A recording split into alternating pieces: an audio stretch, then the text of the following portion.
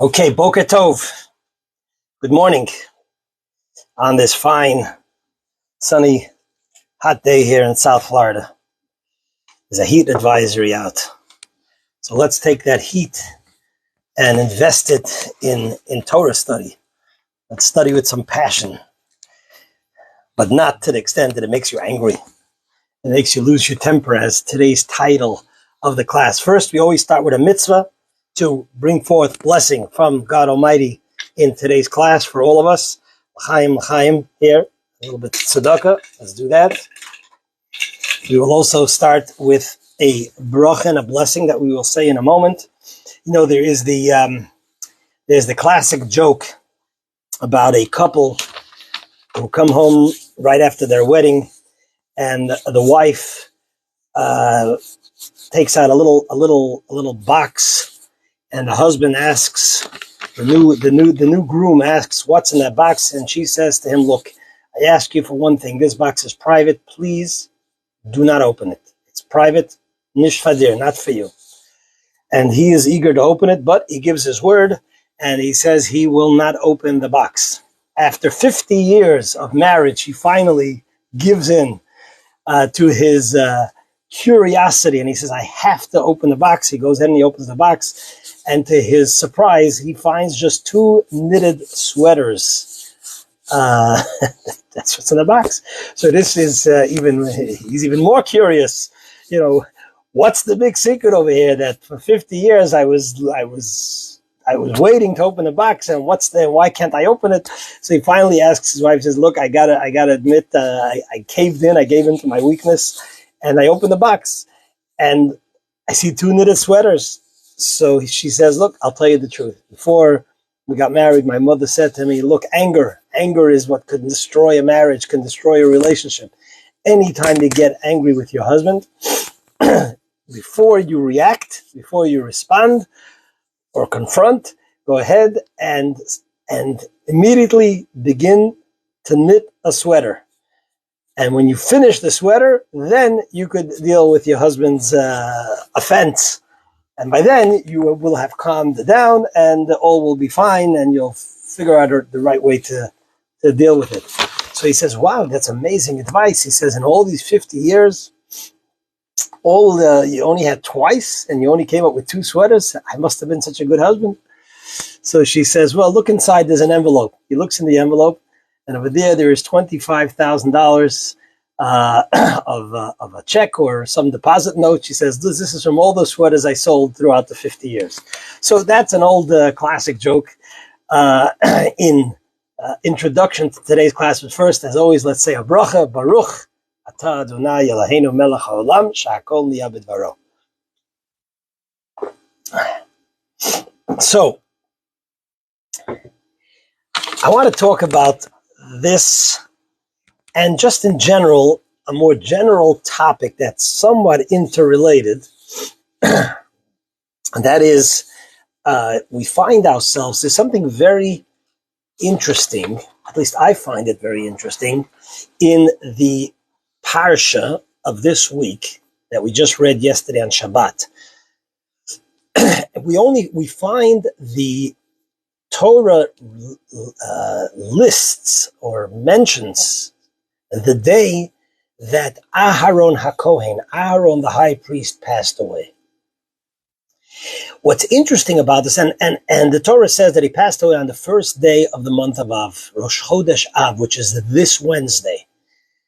What's interesting about this is that there is no other personality in the Torah, not Moses, not Adam, not Abraham our father, not Jacob, not Isaac. All the famous biblical personalities, not one does it mention in the Torah the day they passed away. It says that they passed away, but what day they passed away is not mentioned in the 5 books of Moses. We know the passing of some of these great men from the Talmud. We know that Moses passed away on the 7th day of Adar. The Talmud deduces it, figures it out from various methods, but the only one in the 5 books of Moses that the Torah specifies passed away on the Echad LaChodesh Av, on the first day of the month of Av, is Aharon the high priest. And I haven't seen any of the classical commentaries, both from the early and the later commentaries, other than the people who are discuss more homiletics. Nobody addresses this issue of why specifically Aaron is mentioned the day of his passing. And perhaps, and what's even also quite fascinating is that we always read the portion of the week, which follows the order of 53 portions that we read throughout the week, starting from Simchas Torah. We start with Genesis, Bereshis. Every day we read another parsha. Some years a parsha could come out earlier or later, depending on when the holidays fall out, how they combine. But we always read Parshat Mas'eh, which talks about the passing of Aaron in proximity to the day of his passing, which is quite fascinating how that always comes out to occur in proximity to one another. Now, perhaps the reason why the Torah gives us the actual date of Aaron's passing is because, to back up a moment, there's another occurrence that happens, or there's another, not coincidence, but another scheduling that comes together, is that the passing of Aaron, Rosh Chodesh Av, it begins the 9 days. What are the 9 days? The 9 days are days of more severe national mourning, because that led up to the destruction of both temples in Jerusalem, the Jews going into exile, the diaspora that we are in today, culminating with Tisha B'Av, which is outside of Yom Kippur, the most severe of our national fast days. And the passing of Aaron is on the first day of the month of Av, and it's not a coincidence in terms of message, because the Talmud tells us that the reason for the destruction of the Bet HaMikdash is because there was sinat chinam, there was unwarranted hatred amongst us, amongst our nation, and it is that unwarranted hatred that brought about the destruction of the temple. What does Aaron, when you think about Aaron, the high priest, what does he exemplify? What is his sort of star character that we learn about Aaron is that he was a pursuer of peace. He was to use the language of the Mishnah of Ethics of Our Fathers. Hillel says, famous scholar Hillel says, "Havei mitalmidav shel Aaron." You should be of the disciples of Aaron, Ohev Shalom, one who loves peace. Not only does he love peace, he's Rodev Shalom, he pursues peace. Ohevet Habriot, he loves creatures, he loves God's creations, he loves all of mankind. He loves all of God's creations, Umekarban la Torah, and brings them closer to Torah. We once, I believe, gave a more detailed class on this Mishnah. So it is so apropos that Aaron's yahrzeit falls out at this time, and perhaps that is also why specifically his yahrzeit is mentioned in the Torah, because the Bible relates that when Aaron passed away, because he was such a pursuer of peace, and the Medrash elaborates that he did whatever he can to bring husband and wife together, a friend and a fellow together if they had a falling out, that he was the chief peacemaker. He went out of his way to bring people together. So when he passed away, his loss was felt, the Torah says, even more than the loss of Moshe Rabbeinu. And perhaps that is the reason why the Torah gives us the date of his passing, because of the impact that it had, and because it comes out in the 9 days, or the beginning of the 9 days, so that we should learn and try to emulate and be inspired by Aaron's approach, methodology, his heart, his commitment to bringing people together, as to reverse that which we are now mourning during the 9 days.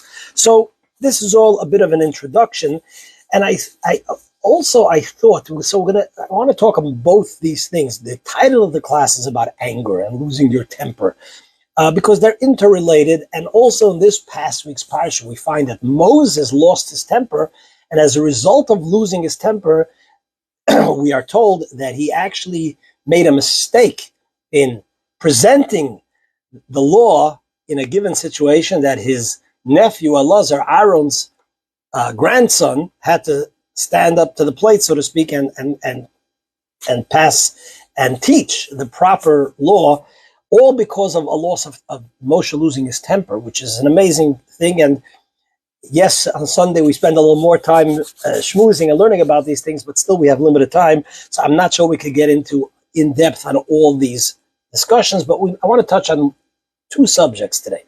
One, a little bit on the concept of losing one's temper, anger, and also on, which is interrelated, on how to judge another person sort of favorably, which is also what we learned in the Mishnah this past week, which is all part of how to enhance both these issues. Anger, temper, losing temper, and judging a person properly are interconnected, and something that if we improve even a little bit, we can fulfill the mandate of these days of bringing people closer together, which reverses the destruction of the temple, which is not only a physical destruction, it's a spiritual destruction of allowing concealment of goodness and holiness, which allows evil to have more power, which affects the entire universe, all of mankind, all of the world. So by these, one of the fundamental beliefs of Torah and Yiddishkeit is sort of the butterfly effect. We and what we do has a cosmic effect.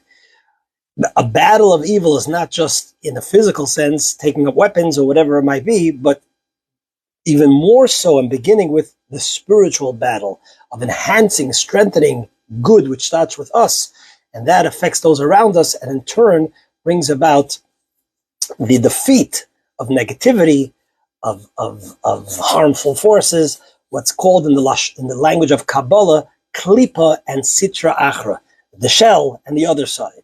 Okay, l'chaim. So,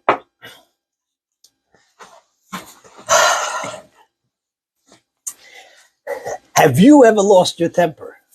Have I ever lost my temper?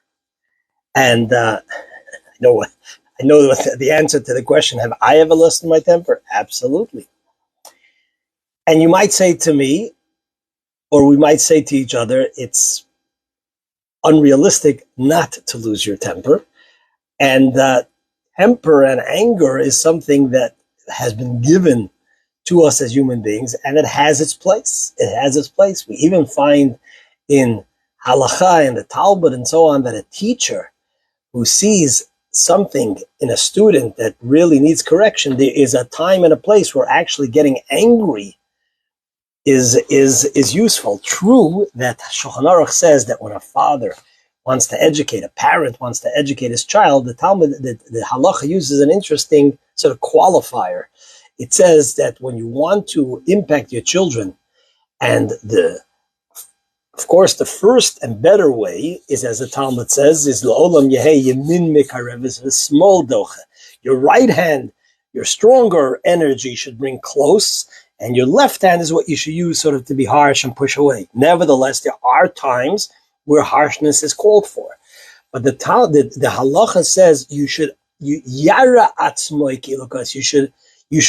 It says you should appear like you're angry, but between yourself, you should be in full control and you should be fully calm, which means that even when we are told be angry, it means be angry, appear angry. There are nuances there, but let's move on.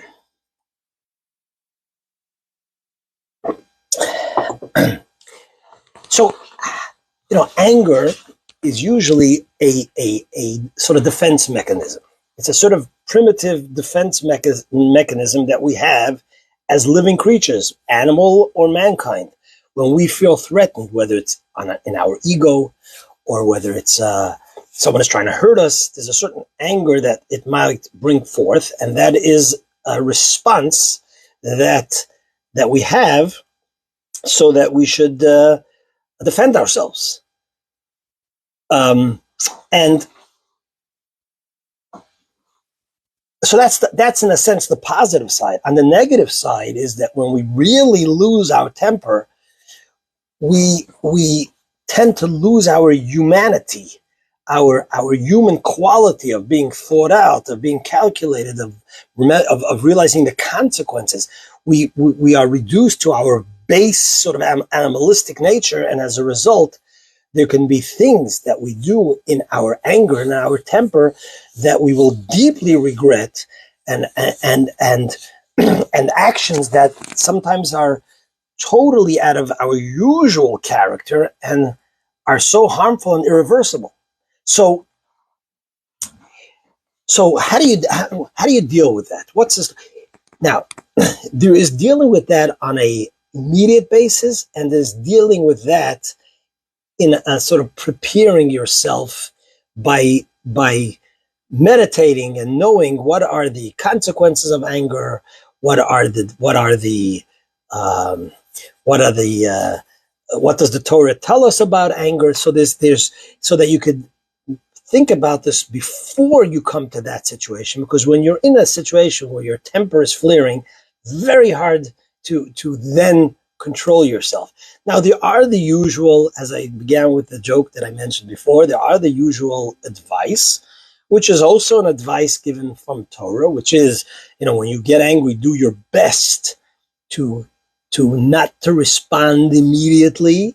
Allow yourself a couple of moments. As they say, count to 10 or whatever it might be, or count to 100. Sleep the night, depending on where the level of anger is. And there's no question of the Sefer HaChasidim, which is one of the early books of Torah, tells us, again, in terms of the immediate advice to anger, he says, so he mentions a story over there that a father before on his deathbed told his son that one favor I want you to do, I want you to make one commitment to me on my deathbed.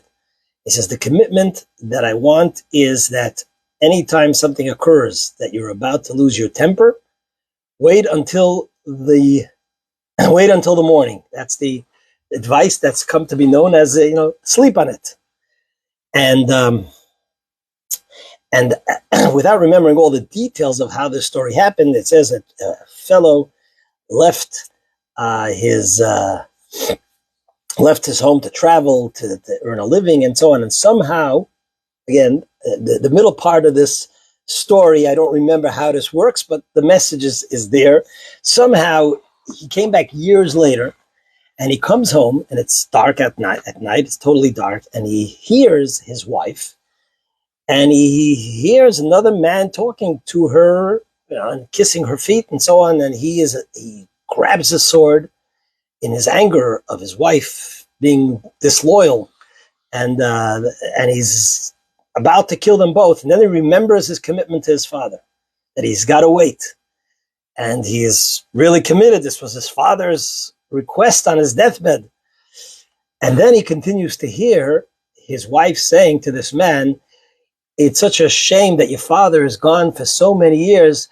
He would be so proud of his son, and he would see to it that now that you have grown up, that he would go ahead and find a bride for you to get you married, and so on. And then he thanked his father and thanked God that he was able to control his temper, and thus preventing of shedding innocent blood of his two most beloved people. So this is a story that says in Sefer HaChasidim, which underscores the importance of waiting when you get angry.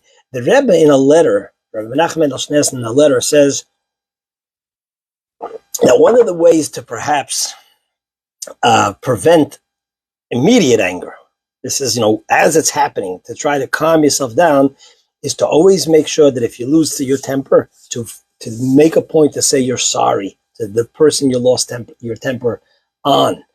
Because even if it's justified, let me go back. Because when you're angry, if you know that you're going to have to sort of humble yourself and then say you're sorry, that might be a little bit of a counterbalance to immediately go ahead and act upon your anger. Of course, thinking about the consequences of anger. I had a situation like this yesterday. This is a little bit of private confession. There was an individual that as you use the expression today, sort of triggered me, and I was gonna react. And I said to myself, it's just not worth it. I just know my personality, I know my nature. If I'm going to react in a state of being triggered, there's just certain things and consequences that occur, and that was enough. It was enough to calm me down and so on. So just a little bit of a personal confession over here to my dear friends over here on Facebook listening to the class, or YouTube, or wherever else you're listening to the class, Spotify, Google Podcasts. Okay.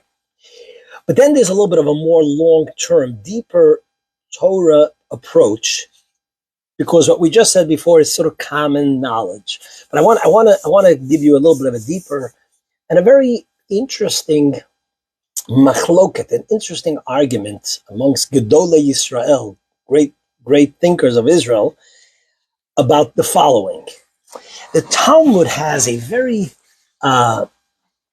harsh statement. The Talmud has a statement. I believe it's in Tractate Sota. The Talmud has a statement that says like the following: Kol hako'es ki'ilu oved avoda zara. Whoever gets angry, whoever loses their temper, it is like they are worshiping idols. Seems like a very harsh statement. Worshipping idols is denying God's existence. You're worshiping an outside entity. The Torah talks about how harsh worshiping idols is. And over here, the Talmud equates someone getting angry, kol hako'es, ki'ilu, is like he's worshiping idols. What's the understanding over here? So the Alter Rebbe in Tanya, the first Chabad Rebbe, in his book of Tanya, a book of Hasidic thought, of a very fundamental Hasidic teachings and so on, says that when you get angry, there is an element of denial of God in your life. Because if you truly believed that God is in full control of everything that happens, so when something happens to you that triggers you, that wants to get you angry, you're in a sense saying, I don't believe that this is coming from Hashem. And everything comes from God. So there's an element of idol worship when you lose your temper.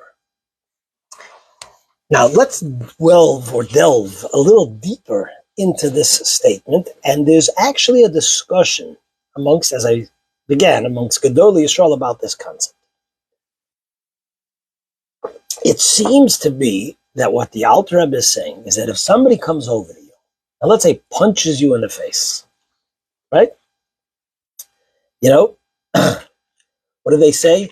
A liberal is a liberal until someone punches in the face, and a conservative is a conservative until what? I forgot the second half of the statement. Okay, please remind me if you're listening to this. Each one has their flaws, which is why in life you need balance. Balance. Absoluteness usually is not a good place to be in. You need balance, a little bit of everything. But okay. But let's talk about this explanation of the Alter Rebbe, that if you lose your temper, that's a form of idol worship, which is a statement from the Talmud. But how does that coincide with freedom of choice? Meaning, if a person comes over to you and slaps you in the face for no reason, just whacks you in the face. I've had that happen to me. Someone came over to me and just whacked me in the face many years ago, before I was a rabbi. Thank God I haven't happened. No, I haven't. Okay, we'll leave it at that. We won't. But I was a child, and someone just walked over and whacked me in the face because it was a misunderstanding, whatever it is. It wasn't. They weren't trying to whack me. They were trying to whack someone else. But I got whacked in the face. Okay. Now you get whacked in the face, you get punched, or whatever it is. What does it mean?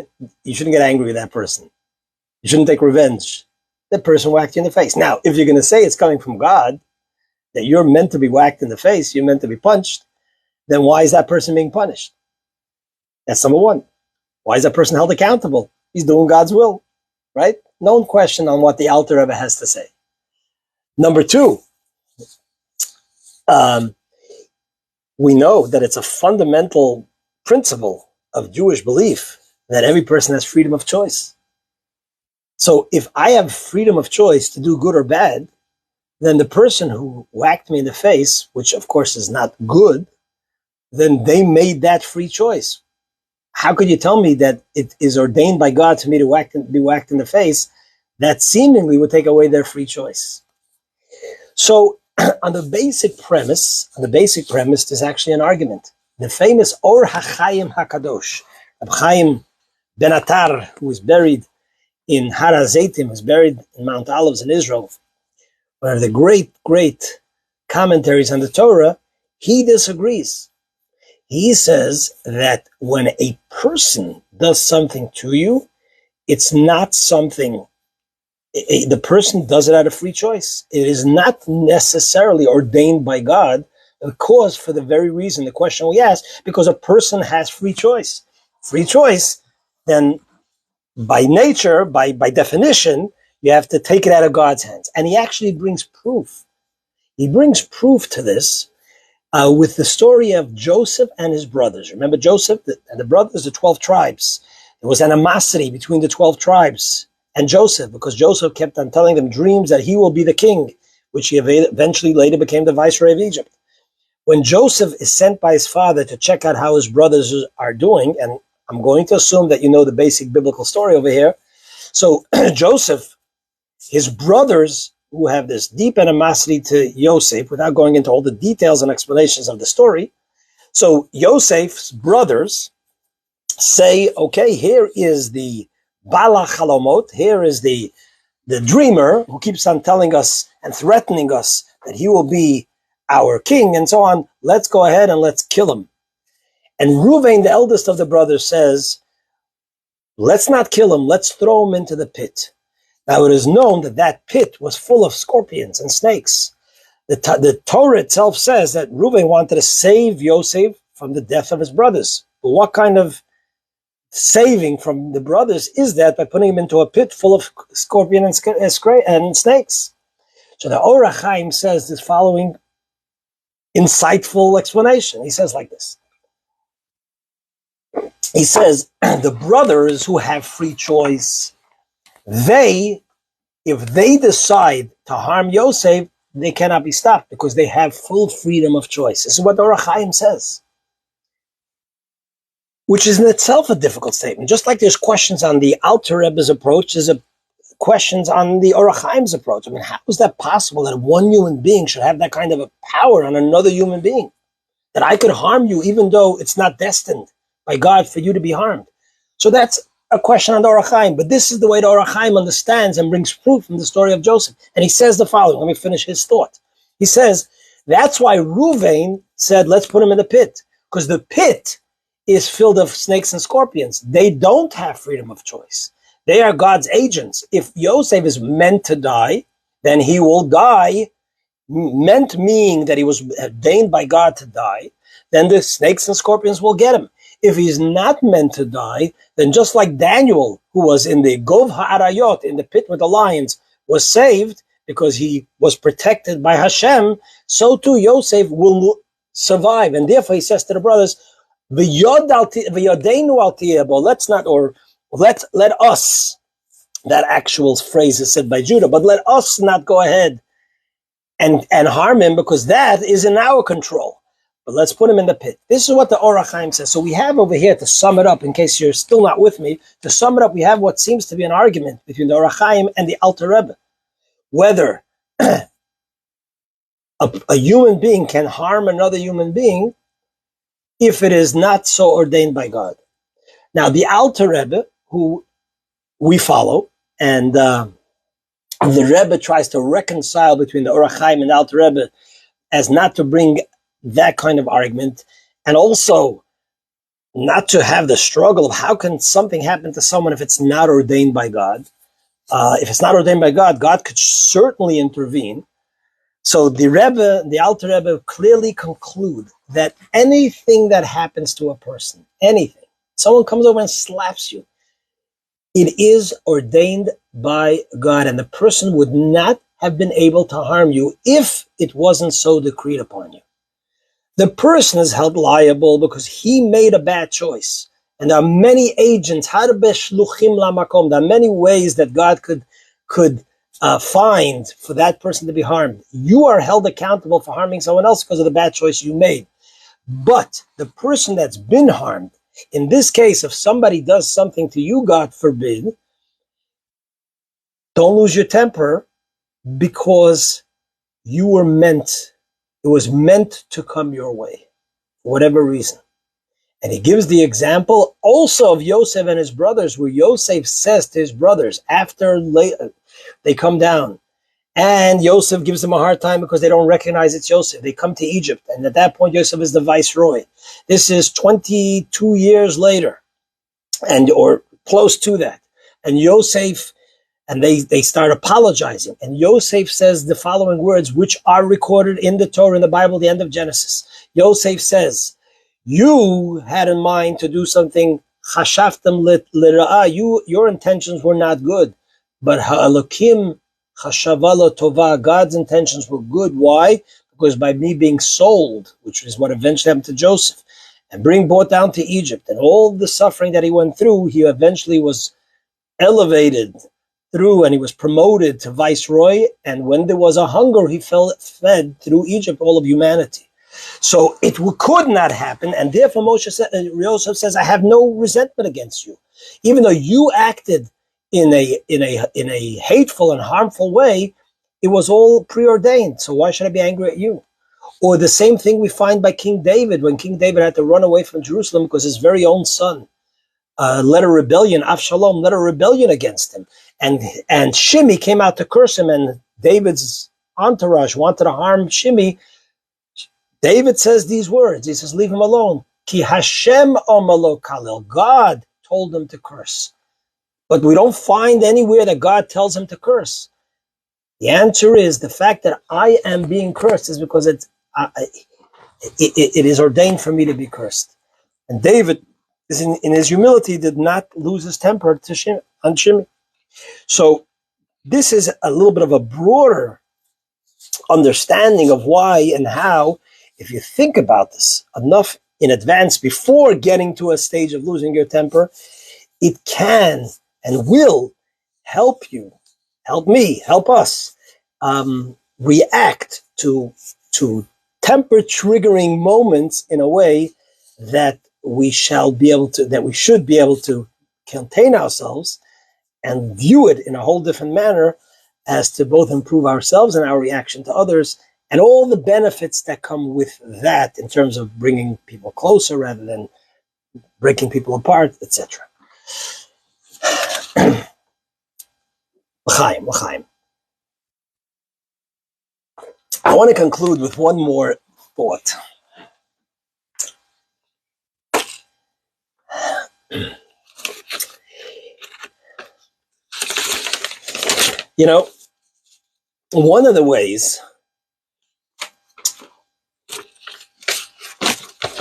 One of the ways of course, not losing temper, but just in general, in enhancing unity and love and togetherness and just a better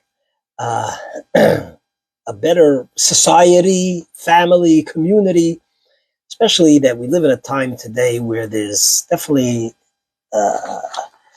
animosity, and a lot of that happens often because people are so quick to spread negativity about someone else. People are so quick to focus in on someone else's negativity rather than be more positive. I want to just give one short insight on the Mishnah of Ethics of the Fathers, where the Mishnah says this statement. The Mishnah says, "Havei donet kol ha'adam lekaf zchut."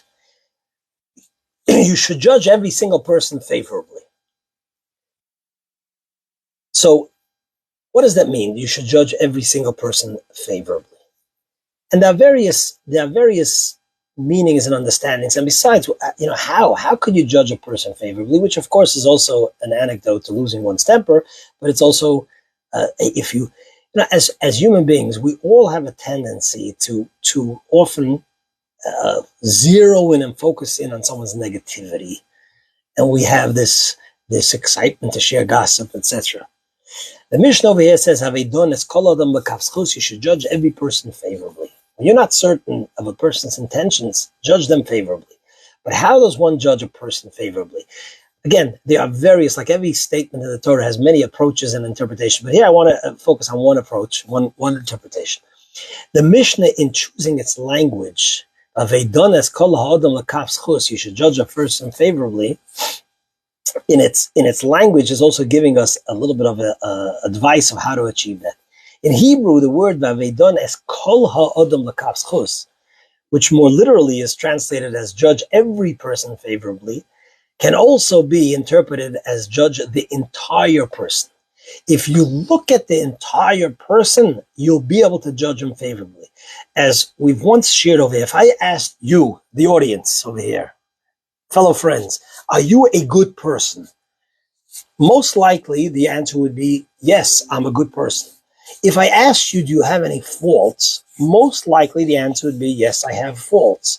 But as King Solomon says, Akol pishayim tachasa ava, on all failings or shortcomings, love techaseh covers over. Your own child, because you love them, you don't dislove them, or you don't unlove them or love them less because they have faults. You love them.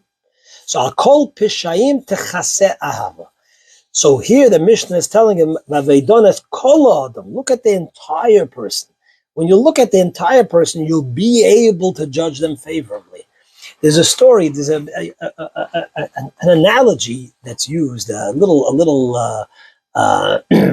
anecdote or a little parable that is told about a beggar that was invited to come and have a meal and relax by the gvir, by the philanthropist of the city, the wealthiest, most successful businessman of the city, who had a beautiful home, and he was extremely charitable and hospitable, and he invites him to come to his house, as he would do with any beggars that would show up in town, travelers. And so he invites him to his home.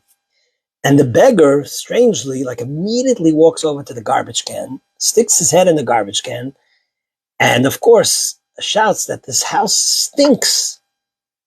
House stinks. So of course one of the sort of servants, butlers, or whatever, says to him, "Of course, your head is in the garbage can. Come into the main dining room over there. There are the best wines that are put out there. There's wonderful smelling spices and so on, and delicious food, and you'll enjoy this mansion over here. It's all for you to enjoy." And this parable is used that so often, especially with dealing with a fellow human being. We often are so attracted right away in order to stick our noses in the garbage and say it stinks. It's such an unhealthy attitude. It's such an unhealthy way of living. Some have it to greater degrees, lesser degree. Sometimes we ourselves are more in that place, less in that place. So Haveidon kol adam l'kavschus. Take your head out of the garbage. Stop focusing. Let us. This is a mandate or a directive, a lesson for all of us. Aharon, the brother, the high priest, the brother of Moses. That's what he excelled in. Whenever he saw that there were two people who did not get along, and it might have been for justified reasons, the Medrash relates how he found he would use whatever persuasive maneuverings or shtick, so to speak, to focus a person on the positives in the other person. So as we're now in the 3 weeks, let's do our part. Let's do our part to really work on on lowering the temperature in terms of loss of temper. Temper is so destructive as in a relationship, in a home, in an environment, in a community. And one of the ways, in addition to mentioning the earlier in the class, is in general by looking and judging people favorably, as the Mishnah says, by taking our noses out of the garbage and smelling the wonderful aroma that every single person has. Now, this is not to say, I mean, sometimes when we learn and study, you might say, okay, Rabbi, your head is in the clouds. This is not realistic. This is not to say that there is never a time where you have to fight evil. There definitely is. It's not to say that every single person needs to be accepted. There are people, as the Mishnah says, distance yourself from a bad neighbor. Of course, there are times and people that the only way to help them and help yourselves is to have distance. All these things are true, but we're talking about a general approach and attitude. A general approach and attitude is the above, which is to go ahead and make sure you work on lowering temper by knowing what we've studied, that it's all from Hashem, it's all meant to come your way, and the other things that we have mentioned, and focusing on the positives of the people that you do interact with. By focusing on the positives of the person, and every person has positives, but by highlighting the oneness, the unity, the the closeness, the goodness in that other person, rather than focusing on the negatives. And perhaps you could find ways to actually help that person in their negatives in a kind and gentle and loving way.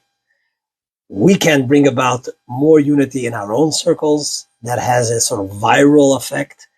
Before you post something, before you share something publicly, even about politicians, even about people who are not directing your life, focus on sharing things that are positive rather than sharing things that are negative. For that, we have the media industry. There are plenty of people who thrive on posting things that are negative, that are fearful, that are harmful, that many times we don't even know if it's true. We're just sharing what someone else wrote, and which is based on such faulty truth realities. You know, if I ask you, do you know that for sure? Yeah, I saw it in the media. Media today in general is our businesses. Their interest is to get advertisement. And they're not committed to truth. Let's be committed to truth. And just by that, we will reduce the tremendous amount of negativity that's shared out there. So let's do that one step at a time. That will definitely create unity. And as the Talmud says, that reverses the destruction and the spiritual result of that and all the consequences of that. Let's do so one step at a time. Hashem gives us strength to do so. Everybody has. Thank you for watching. Please share these words of Torah and have a fantastic week.